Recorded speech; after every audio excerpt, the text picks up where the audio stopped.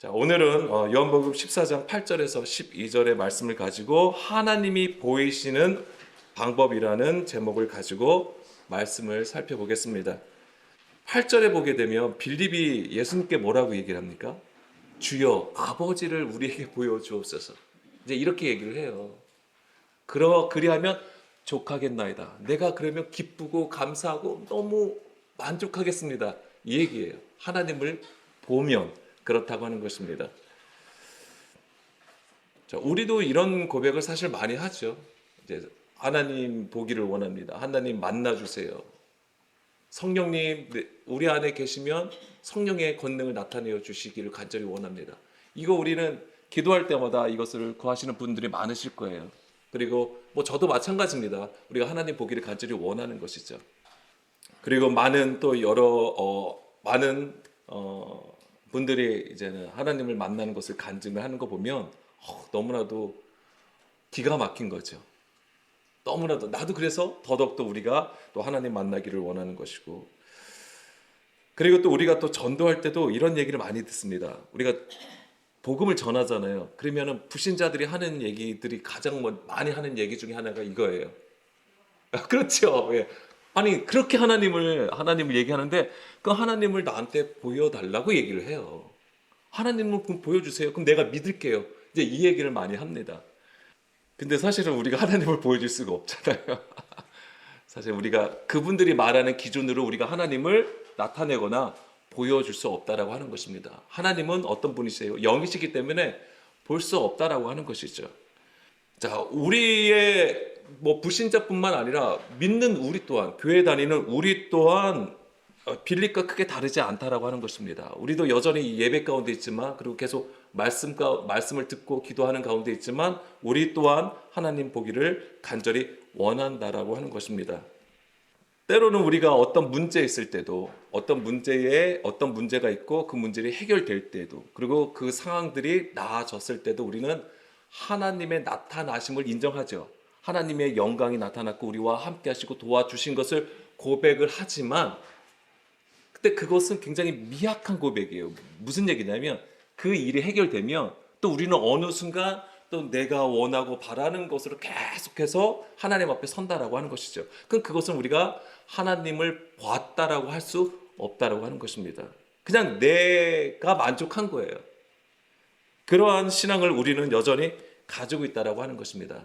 그런데 오늘 제목이 뭐죠?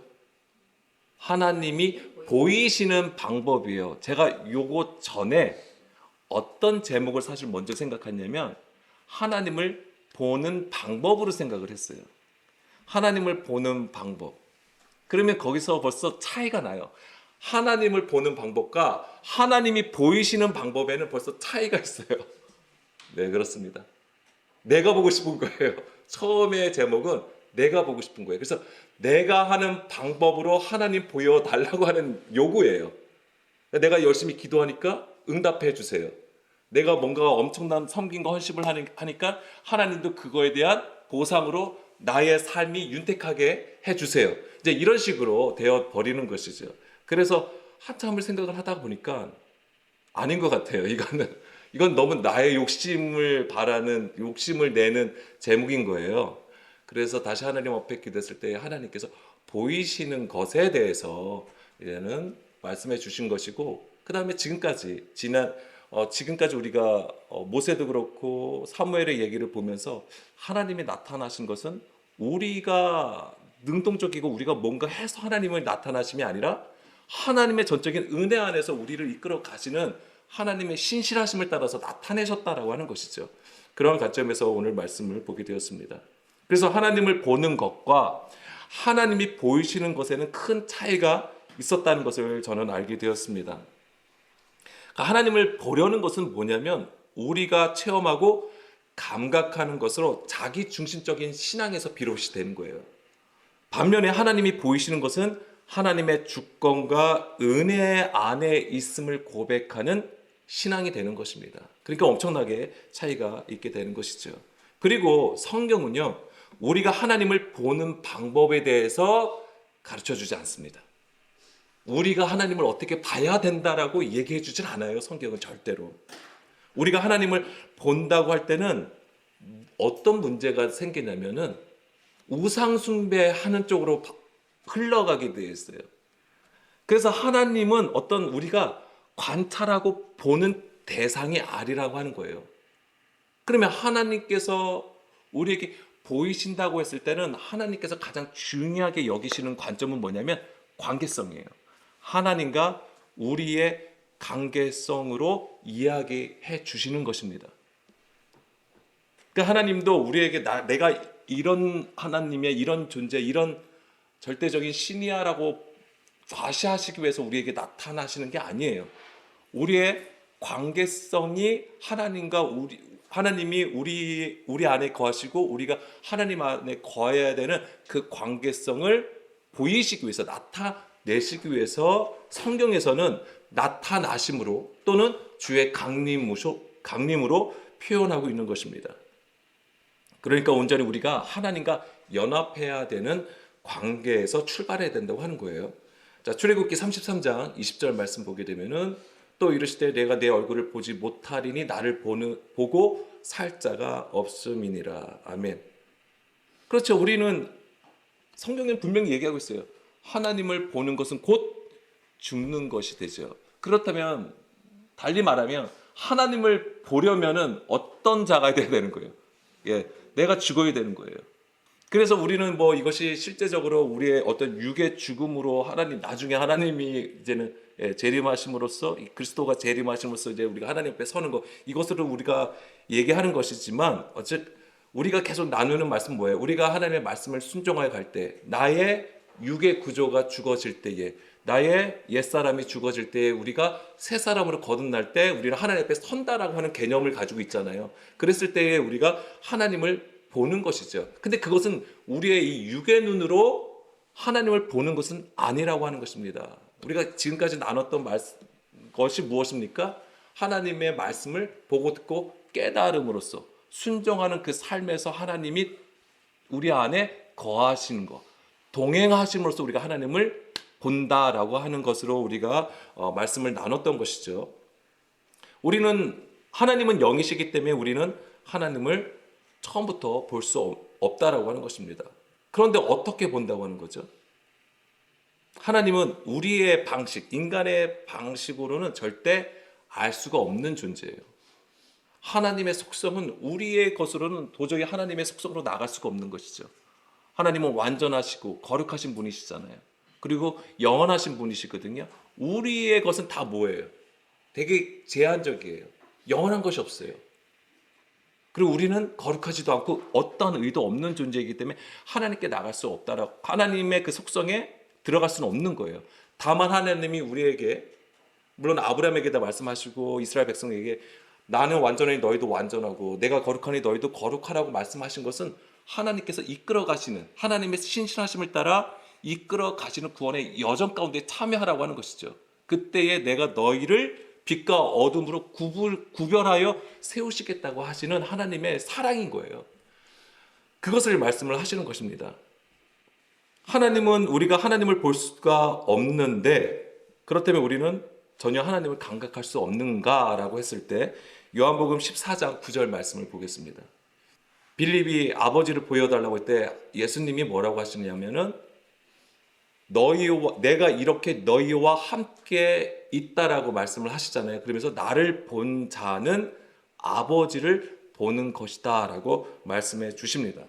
자, 여기서 우리가 좀 차이를 봐야 돼요. 여기서는 어쩔 수 없이 제가 이제는 단어를 말씀을 드려야 돼요. 왜냐하면 다시 8절부터 볼게요. 8절부터 보게 되면 8절부터 잠깐 보게 되면 여기서 우리에게 보여달라고 얘기를 하잖아요. 그때 여기서 보여달라고 하는 단어는 정말 보이다라는 뜻을 가지고 있어요. 이것은 뭐냐면 눈으로 보고 확인시켜달라는 의미예요. 내가 지금 눈을 뜨고 있으니까 지금 아버지를 보여주십시오라고 지금 부탁을 하는 거예요. 그러니까 눈으로 보는 것이죠. 확인하는 것을 얘기하는 것입니다. 그래서 빌립은 데이크니오라는 단어를 썼어요. 데이크니오. 이건 나중에 찾아보세요. 예. 그런데 예수님은 그 뭐라고 얘기했냐면 나를 본 자는 아버지를 보았거니라고 되어 있잖아요. 그럼 여기서 예수님이 말하는 보다는 호라오라는 단어를 써요. 호라오. 호라오라는 단어를 쓰게 됩니다. 이 호라오는 보다라는 뜻을 가지고 있어요. 기본적으로 보다예요. 그런데 이것은 나타나다, 나타내다, 인지하다, 깨닫다라는 의미를 가지고 있는 것입니다. 깨닫는 거예요. 깨닫는 것이 곧 보는 것을 얘기하는 거예요. 그래서 예수님은 다르게 지금 단어를 지금 말씀해 주신다고 하는 거예요. 그러니까 물론 이것은 사도 요한이 쓴 거니까 사도 요한이 깨달은 거죠. 우리가 아버지 예수님이 이렇게 말씀하신 것에 대해서 사도 요한은 깨달은 거예요. 우리가 정말로 아버지를 보는 것이 무엇인지를, 그러면서 호라오라는 단어를 착용해서 여기다가 얘기해 주는 건지입니다. 그러니까는 말씀을 보고 깨닫는 것을 얘기하는 거예요. 그것이 하나님을 보는 거라고 얘기하는 것이죠. 그래서 여기서 보는 것이 물론 눈으로 보는 것도 있습니다. 그것이 기본이지만은 더 깊은 의미에는 바로 영적인 깨달음을 말하고 있는 것이고요. 그래서 이것은 만약 믿음의 눈으로 본다라고 하는 거예요. 우리가 이 눈으로 실제적인 눈이 아니라 믿음의 눈, 영의 눈으로 말씀을 본다라고 하는 것이죠. 이 얘기는 우리가 말씀을 볼 때에 겉의 것, 문자의 것으로 이해하는 것도 중요합니다. 물론. 근데 그거 넘어서 그 안에 영을 본다고 하는 거예요. 생명을 발견을 한다라고 하는 것입니다. 요한복음 11장 40절에서도 예수께서 이르시되 내 말이 내가 믿으면 하나님의 영광을 보리라 하지 아니하였느냐 하시니. 그러니까 내가 나의 말을 믿으면, 예수님의 말씀을 믿게 되면 하나님의 영광을 본다라고 하는 것입니다. 여기서도 본다라고 했을 때 보리라가 어떤 단어일까요? 호라오라는 단어가 쓰인 거예요. 그래서 예수님의 말씀을 듣는다고 할 때는 이게 우리 안에서 어떤 일이 벌어지냐면은 바로 주의 영이 우리 안에 거하셔서 즉 토라가 뭐냐면 원래 이게 율법으로 생각하는데 원래는 가르침이란 뜻이에요. 원래 가르침. 하나님의 가르침을 얘기하는 거예요. 하나님의 가르침을 받고 우리의 마음에 하나님의 말씀을 새기게 되는 것입니다. 그것이 바로 예수님의 말씀을 듣는다라고 하는 거예요. 그런데 이것의 실제는 이것이 나타난 게 보여진 것이 뭐였냐면 바로 예수님의 십자가가 되는 거예요. 그래서 예수님의 말씀을 온전히 듣는 자는 곧 그리스도와 함께 십자가에 못 박힘이 되는 거예요. 그러니까 십자가의 죽음을 경험하게 되는 것이죠. 그래야지만이 하나님의 영광을 보는 거예요. 하나님의 영광을 본다라고 하는 것은 아까도 처음에 서두에도 말씀드린 것처럼 우리가 하나님을 보려면 어떤 자가 되어야 된다고요? 죽어야 된다고 말씀을 드렸잖아요. 그게 뭐예요? 우리가 십자가에 죽었을 때 우리가 하나님의 영광을 비로소 보게 된다라고 하는 거예요. 그런데 그 죽음이 오늘 우리에게 실제로 어떻게 일어나냐고요? 우리에게 오늘 주의 말씀을 들을 때에 그 일이 일어난다라고 하는 거예요. 그 하나님 여기서 제가 말씀이 우리의 마음판에 새겨진다고 했잖아요. 그럼 이 새겨지는 것도 그냥 팍팍팍 새겨지는 게 아니에요. 우리의 굳은 돌 같은 마음을 제거하시고 부드러운 살처럼 만드신 다음에 그 말씀을 새기시는 거예요. 그 작업이 있다라고 하는 것입니다. 그것이 바로 죽음과 부활을 얘기해 주는 거예요. 그래서 구약에 나타나는 모든 말씀들은 보면 다 누구를 얘기하는 거면 그리스도를 증거하고 있는 것인데, 구체적으로 말씀드리면 그리스도의 죽음과 부활을 우리에게 가르쳐 준다고 하는 것입니다. 그것을 보는 것이 영의 눈이에요. 믿음의 눈으로 그것을 본다라고 하는 것입니다. 그것을 봐야지만 우리는 비로소 그제서야 주의 길로 따라갈 수 있다라고 하는 거예요. 그걸 보지 못하면 우리는 여전히 우리의 열심으로, 종교적인 열심으로 하나님을 섬길 수밖에 없게 되는 것입니다.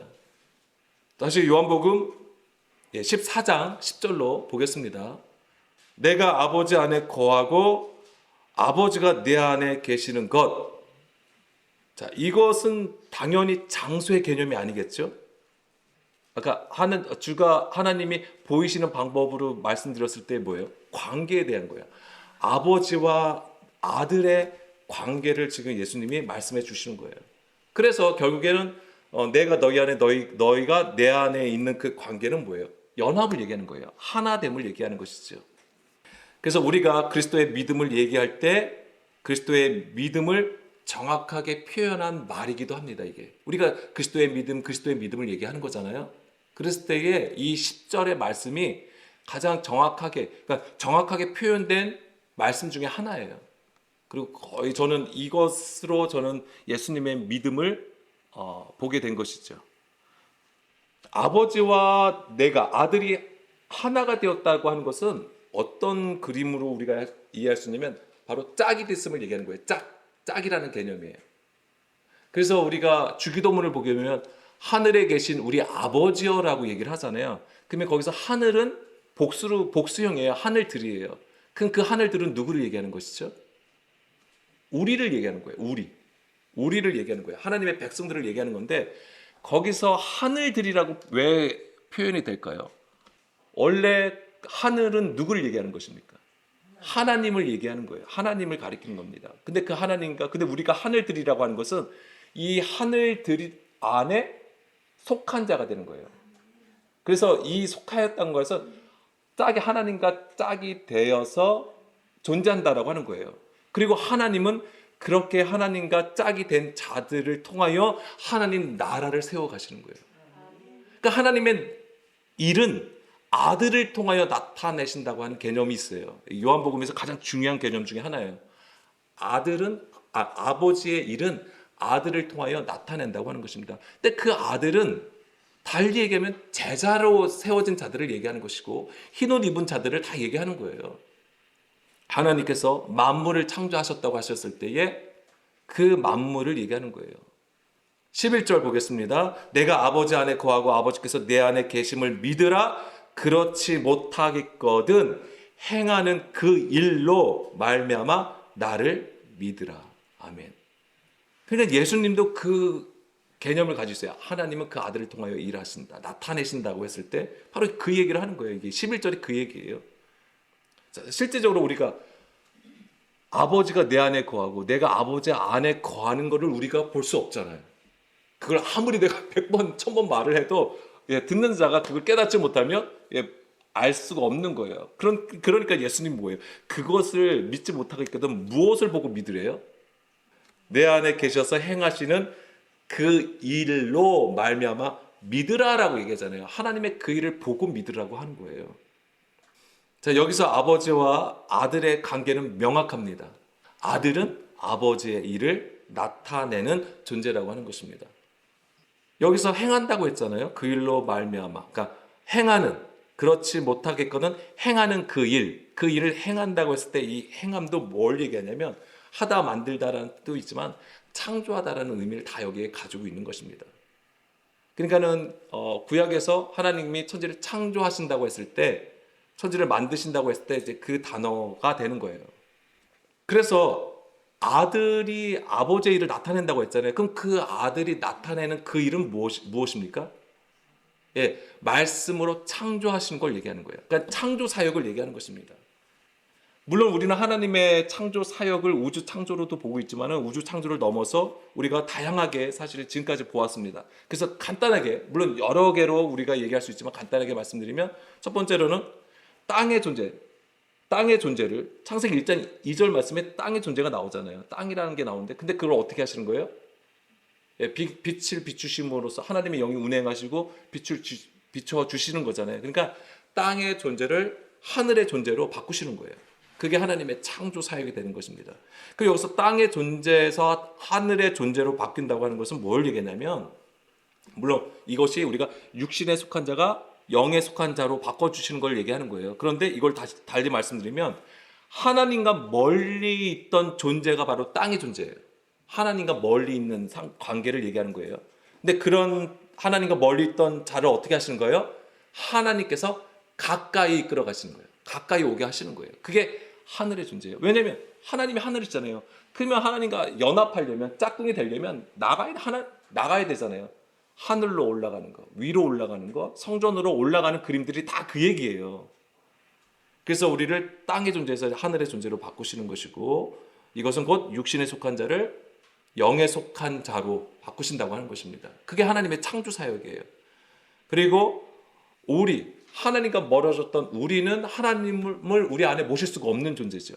그런데 우리를 하나님의 영이 거하실 처소요 성전으로 만드시는 것을 우리가 세우시는 것으로 우리가 이해할 수 있고요. 그 다음에 제사장의 나라, 애굽 안에 있던 우리를 하나님의 제사장의 나라요 거룩한 백성으로 삼으시는 것, 그리고 주의 길로 행하는 제자로 삼으시는 것이 바로 하나님의 창조 사역이 되는 것입니다. 자, 요한복음 10장 37절 38절 말씀 보겠습니다. 계속해서, 자, 만일 내가 내 아버지의 일을 행하지 아니하거든 나를 믿지 말거니와. 그러니까 예수님에게 중요한 건 뭐였냐면 아버지의 일을 행함이에요. 그러니까 만약에 내가 나의 일을 하면 믿지 말라고 하는 거예요. 그런데 너희들이 반드시 믿어야 되는 것은 나는 지금 아버지의 일을 한다라고 하는 거예요. 내가 행하거든 나를 믿지 아니할지라도 그 일을 믿으라예요. 그러면 너희가 아버지께서 내 안에 계시고 내가 아버지 안에 있음을 깨달아 알리라 하시니, 이렇게 말씀해 주십니다. 자, 예수님은 인자로 우리 가운데 오셨습니다. 우리와 같은 모양으로 오신 예수님을 안 믿어도 좋은데, 자, 인자라는 게 뭐예요? 사람이란 뜻이에요. 그러니까 사람으로 오셨다고 하는 거예요. 근데 그거는 안 믿어도 된다라고 예수님은 말씀하셔야 돼요. 근데 뭘 믿으라고 하는 거예요? 내가 인자됨으로 나타나는 그 일을 믿으라고 하는 거예요. 그럼 인자가 하신 일이 뭐예요?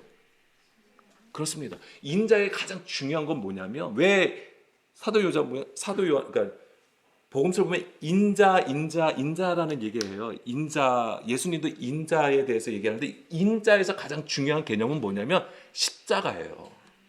그냥 사람으로 오셨다는 게 아니라 왜 그렇게 오셨냐를 아셔야 되는 거예요. 그래서 인자에서 가장 중요한 개념은 십자가의 죽음과 부활을 얘기하는 거예요. 그게 인자로 그래서 한번 인자와 관련된 성경 구절을 보세요. 십자가 얘기를 하고 있다고요. 거기에 보면. 그러니까 하나님의 그 일이라는 게 뭐예요? 십자가를 얘기하는 거예요. 십자가를 통해서 우리를 구원하시는 일을 얘기하는 것이죠. 그게 바로 하나님 성경에서 말하는 선한 일이에요. 그래서 그 예수님께서 하신 일이, 아까 좀 전에도 쭉 말씀을 드렸잖아요. 땅의 존재에서 하늘의 존재부터 이제 제자로 세우시는 것. 그 모든 것이 다 무엇으로 이루어지는 거예요? 무엇을 통해서 이루게 되냐면 십자가를 통해서 이루시는 하나님의 창조가 된다라고 하는 것입니다. 그래서 하나님은 그 십자가를 통해서 하나님의 일을 완성하시게 됩니다. 사실은 예수님께서 율법을 폐하러 오신 게 아니죠. 완전케 하신다라고 하셨어요. 그 완전케 하시는 그 일이, 그 행함이 바로 십자가의 길이었던 거예요. 그리고 그 십자가의 길을 우리에게 마지막에, 공생의 마지막에 우리에게 보여주신 것이고, 그래서 그 일을 믿으라고 하는 것입니다. 하나님의 그 일하심을 보고 믿으라고 예수님은 말씀해 주셨던 것입니다. 골로새서 1장 15절 말씀이에요. 그는 보이지 아니하는 하나님의 형상이시요 모든 피조물보다 먼저 나신 이시니 라고 되어 있어요. 자, 사도 바울의 얘기인데요. 자, 예수님은 보이지 않는 하나님의 형상으로 나타나셨다라고 얘기해 주는 거예요. 그래서 사도 바울은 빌립과 예수님의 말씀을 통해서도 우리가 지금 물론 알고 있는 것이지만, 사도 바울은 깨달았어요. 바로 예수님이 바로 우리가 볼 수 없는 그 하나님의 나타나심이 바로 예수 그리스도라는 것을 지금 말하고 있는 것입니다. 그리고 모든 피조물보다 먼저 나셨다라고 했잖아요. 그럼 이 얘기는 뭐예요? 모든 피조물보다 먼저 나셨다라고 하는 것은 예수님이 첫 열매라고 하는 거예요. 첫 열매시고 맏아들 되심을 얘기하고 있는 것입니다. 그러니까 그게 뭘 의미하느냐? 그러면 첫 열매이고 맏아들인데, 그럼 그게 뭘 얘기하는 거냐라고 했을 때, 하나님의 진리의 말씀을 영으로 깨달아 순종하는 아들로 세워졌음을 얘기하는 거예요. 그게 첫 열매라고 하는 거예요. 그래서 그것은 온전한 주의 아들로서 섰다라고 하는 거예요. 그걸 얘기해 주는 것입니다. 그러면 예수님도 처음부터 하나님의 아들이시기 때문에 그럼 그렇게 완전하게 주의 길로 행하여 나갔느냐? 아니에요. 예수님도 어떻게 고백을 합니까? 고난을 받아서 순종하셨고, 그 다음에 그 고난 가운데에 순종할 수 있었던 것은 철저하게 성령님의 가르침을 따라갔기 때문에 그런 거예요. 그래서 예수님께서 공생애를 시작하시면서 광야로 어떻게 이끌려 나가시잖아요. 이끌려 거기로 내몰리시잖아요. 그런 것들이 다 뭐예요? 성령의 가르침이 있었다고 하는 거예요. 예. 그 십자가에 죽으시는 그 순간까지도 계속해서 이 성령의 가르침을 받았다라고 하는 것입니다. 진리를 따라갔음을 얘기하는 거예요. 그리고 그 예수님께서 하늘에 올라가셔서 우리에게 약속하신 것이 바로 그 성령을 보내주시겠다고 하는 거잖아요. 우리의 힘으로 십자가의 길 못 가요. 절대 갈 수 없어요. 다 도망가지. 근데 우리가 따라갈 수 있는 거는 성령님이 우리 안에 계시고 주의 말씀으로 모든 것을 가르치고 깨닫게 하시는 그 일 때문에 우리가 가는 거예요. 그리고 우리가 성전에 올라가는 시편 중에서 뭐예요? 씨를 뿌리면서 올라간다고 하는 거 있잖아요. 씨를 뿌리면서 가는 게 뭐냐? 가는 것이 뭐냐면 성전으로 올라가는 거예요, 그게. 자, 요한복음 1장 18절 말씀 보겠습니다. 요한복음 1장 18절. 본래 하나님을 본 사람이 없으되 아버지 품속에 있는 독생하신 하나님이 나타내셨다라고 되어 있어요. 여기서도 보게 되면 사도 요한은 이렇게 표현하고 있잖아요. 아버지 품속에, 자, 하나님을 본 사람은 없대요. 예, 맞아요. 하나님을 본 사람이 없어요. 그런데 그 하나님을 그 하나님이 나타나셨대요. 근데 그 하나님이 나타나신 것이 아버지 품속에 있는 독생하신 하나님. 누굴 얘기하는 거예요? 예, 독생자 예수 그리스도를 얘기하는 거예요. 근데 거기서 보게 되면 앞에 이 얘기가 있잖아요. 아버지 품속에 있는이라고 되어 있어요. 사실 우리가 이걸 주목을 해야 돼요. 그냥 우리는 지금 독생자 예수 그리스도 이렇게만 하고 나오면 사실 그것만 알아도 우리는 많은 은혜를 받는 것인데, 근데 여기서는 이런 표현들이 있잖아요. 왜 사도 요한은 왜 아버지 품속에 있는 독생하신 하나님으로 표현을 했을까? 자, 이것은 하나님의 말씀을 듣는 것과 관련되어 있어요. 아버지 품에 있다고 하는 것은. 그래서 이제 민수기 11장 12절 말씀해 보게 되면 이 모든 백성을 내가 배웠나이까? 내가 그들을 낳았나이까? 어찌 주께서 내게 양육하는 아버지가 젖먹는 아이를 품듯 그들을 품에 품고 주께서 그들의 열조에게 맹세하신 땅으로 가라 하시나이까? 이거예요. 지금 모세를 원망하잖아요. 그렇죠? 힘든 상황이 고난 가운데 있으니까 백성들이 원망하는 가운데 지금 얘기를 하는 거예요. 이 모세가. 근데 여기서 보게 되면은 주께서 내게 양육하는 아버지가, 여기서 보게 되면 아버지가 양육한다고 하는 거예요. 아버지가 양육하신 건데 젖먹는 아이를 품듯 그들을 품에 안고라고 되어 있는 거예요. 그러니까 아버지 품 속에 있다라고 하는 것은 뭘 얘기하는 거냐면 그 말씀으로 양육함을 얘기하는 거예요.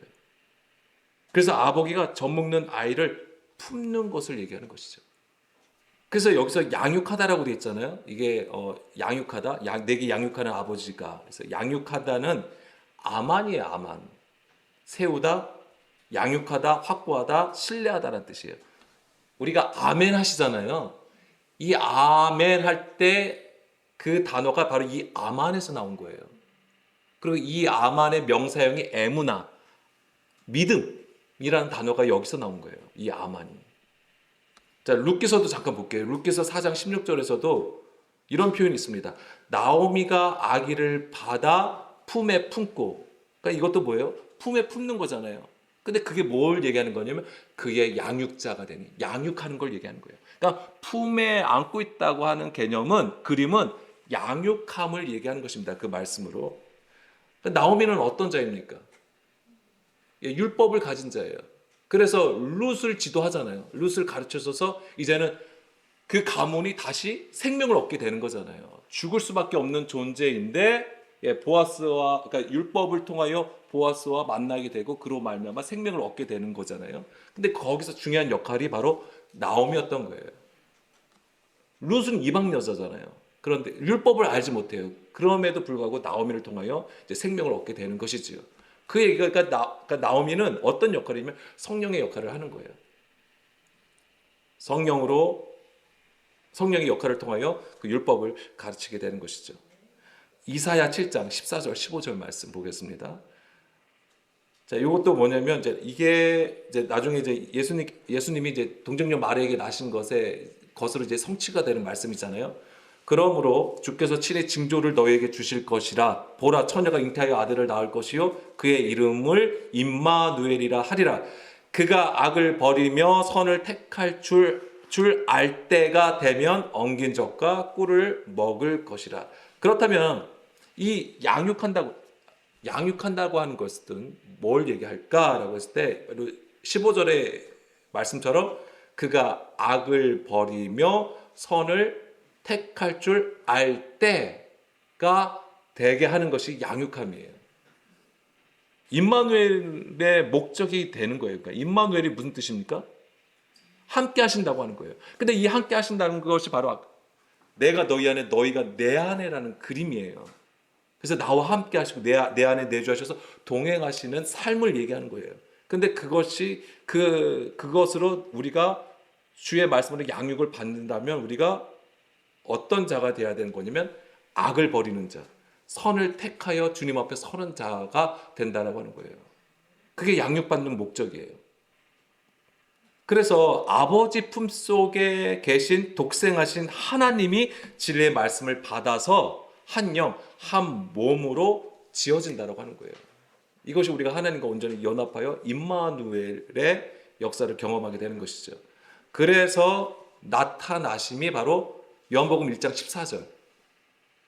네, 말씀이 육신이 되어 우리 가운데 거하신 장막을 치시게 되는 것입니다. 이것이 바로 예수님이에요. 그래서 우리는 예수님을 통해서 그 아버지의 독생자의 영광을 보고 은혜와 진리의 충만함을 경험하게 되는 것입니다.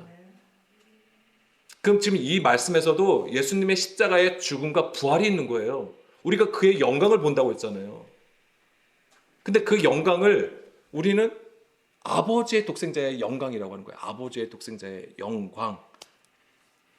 그래서 이것이 하나님께서 그 아들을 통하여 우리에게 보이시는 방법이 되는 것입니다. 이게 하나님이 우리에게 보이시는 방법이에요. 나타내시는 방법이라고 하는 거예요.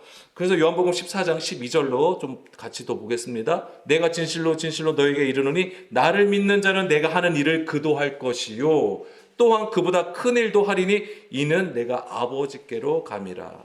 그래서 아버지께 간다고 하는 것은 뭐예요? 예수님의 죽음을 얘기하는 거죠.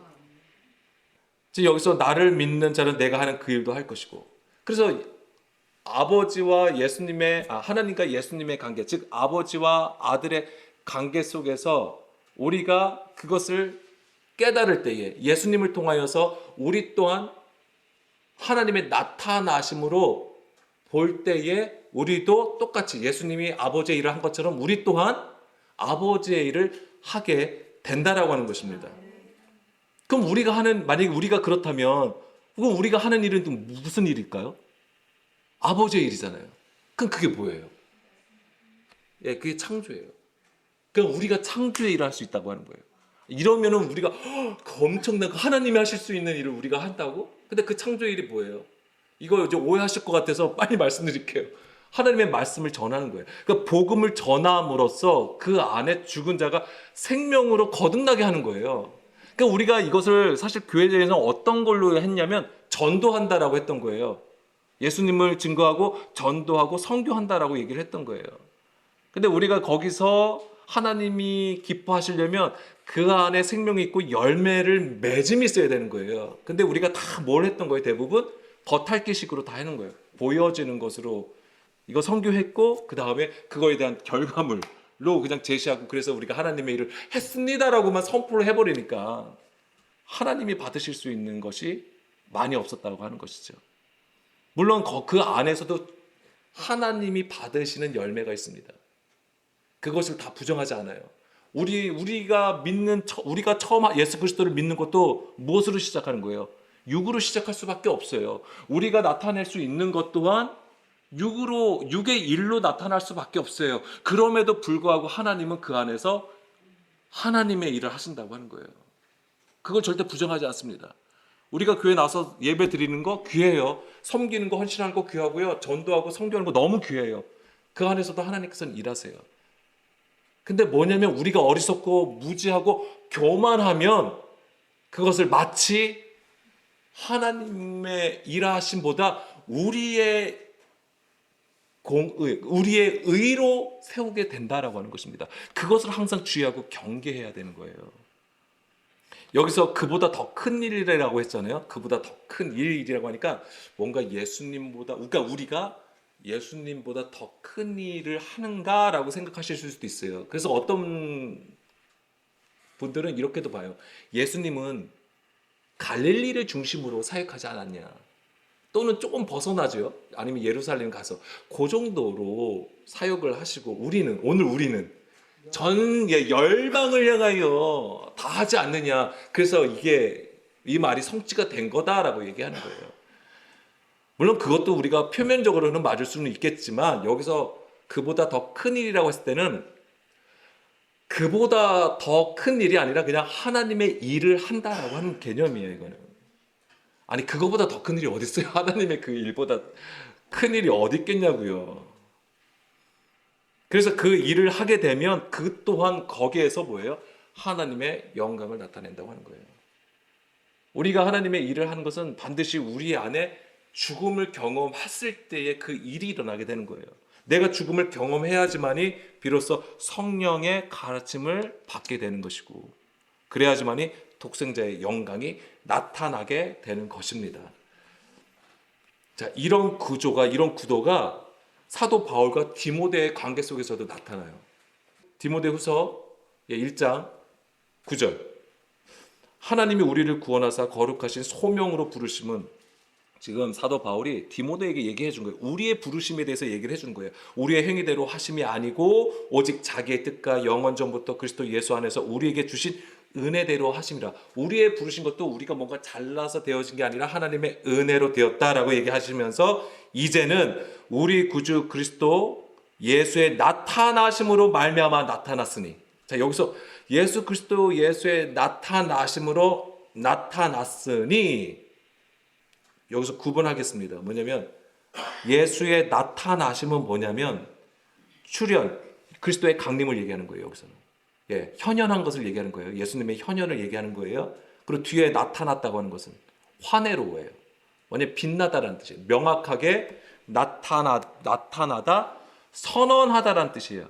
그러니까 이것은 뭐냐면 화내로는 빛나다라는 의미에서 나온 거예요. 그래서 뭐냐, 빛이 있어야 명확하게 나타난다 이거고, 또 하나는 뭐냐면 말씀으로 선언한다라는 거예요. 그러니까 말씀하고도 관련되어 있다라고 하는 거예요.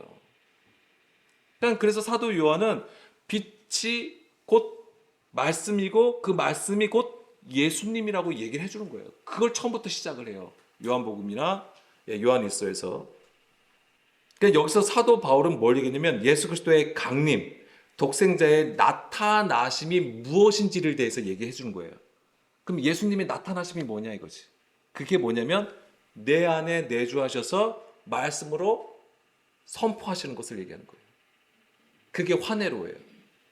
내 안에 말씀을 주시고 그 말씀을 전하는 것이 바로 하나님의 나타나심이라고 사도 바울이 얘기해 주는 거예요. 그리고 우리의 부르심이 다 그것을 위해서 하나님께서 우리를 세워주셨다라고 얘기하는 거죠. 그래서 11절에 보세요. 내가 이 복음을 위하여 선포자와 사도와 교사로 세우심을 입었다라고 얘기하는 거잖아요. 그러니까 뭐예요? 복음을 위해서 선포자가 되고 사도가 되고 교사가 되는 것은 무엇을 얘기하는 거냐면 예수 그리스도의 나타나심으로 나타나는 일이라고 하는 거예요. 그게 내가 목사가 되고 제가 목사가 되고 교사가 되는 것이 뭐 때문이냐면 예수 그리스도의 나타나심이 나타났다고 하는 거예요. 그게 잘 이해가 되시죠? 그러니까 우리가 뭔가 해서 나타나는 게 아니라 그것 또한 예수 그리스도가 나타나셨기 때문에 그렇게 드러났다라고 하는 거예요. 그렇기 때문에 중요한 게 뭐냐면 우리의 믿음이 아니라고 했던 거잖아요. 지금까지 그리스도의 믿음이라고 했던 것이고, 그리스도의 믿음이라고 했던 것도 뭐냐면 그것도 그리스도가 내 안에 거하심으로써 나타나는 것이라고 말씀을 드렸습니다. 그러니까 이런 개념들을 지금 사도 바울은 정확하게 가지고 또 디모데에게 얘기해 주고 있는 것입니다. 그러면 이 그리스도의 나타나심이 있게 되면 어떻게 되는 것입니까? 다시 10절로 보게 되면 그는 사망을 패하시고 복음으로써 생명과 썩지 아니할 것을 드러내신다라고 했습니다. 여기서